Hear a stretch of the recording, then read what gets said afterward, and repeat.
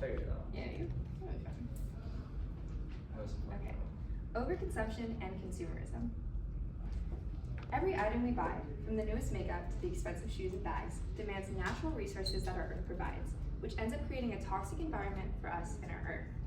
When talking to my fellow peers and classmates and asking them if they even know what overconsumption is, gives me more reason to give this speech. I aim to show you how our culture of overconsumption and buying excessive items shows the urgency in changing our patterns. Overconsumption severely harms our environment, but taking small steps to reducing spending habits and building sustainable ones will create a better life for our future. First, we can look at how overconsumption degrades our natural resources and leads to environmental issues. Second, we can explore ideas and solutions to how this obstacle is tough, yet achievable. Third, we can visualize all these solutions implemented on Earth and why it's important we act now. Lastly, we'll consider the steps on how introducing spending habits can eliminate this problem faster. To more understand, let's recognize how it's draining our natural resources.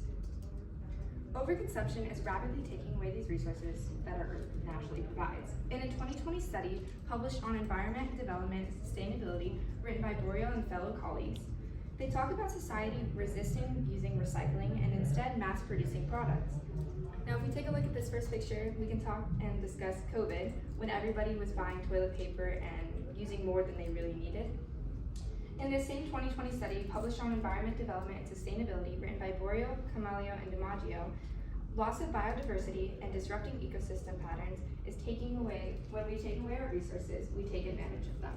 In the second picture, we can see lumber in the Amazon rainforest depleting, and we use it to make paper and all of that, but ecosystems are getting driven out of the Amazon. So hearing about our Earth slowly dying isn't what we want to hear. But what if this problem faded until it was forgotten? To address these harms, there are solutions to promptly adaptable habits that can reduce waste. First is circular economy. The article is published in Frontiers in Sustainability, written by Montlevnu and Dalheimer in 2022, discuss that $4.5 million can be saved in 10 years when using the circular economy system. They also mention how Europe has switched to this system and recycling rates have increased, making manufacturers switch to recyclable products. Decision making. Using the Frontiers in Sustainability article written by Mont and fellow researchers, we can see that the conscious decision making we're doing with buying and spending can be switched fast.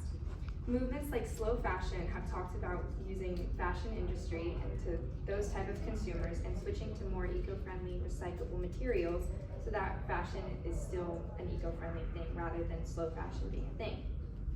Now that we've discussed the more negative consequences of overconsumption, let's explore a world in which these solutions can work.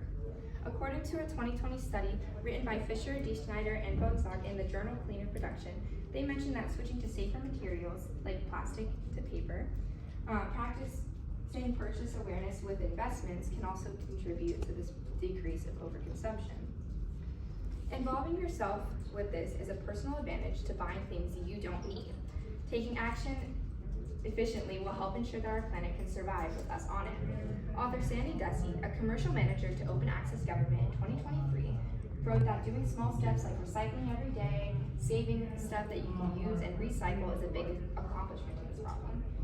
Also, slowly advocating for companies to switch to eco-friendly materials will severely help as well. From this, we've gathered the impact of overconsumption on the environment, finding solutions, and hopefully giving you a wake-up call on what we can do.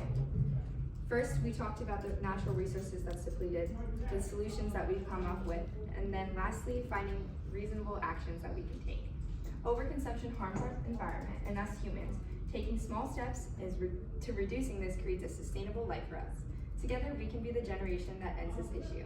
Thank you. And here's my sentence.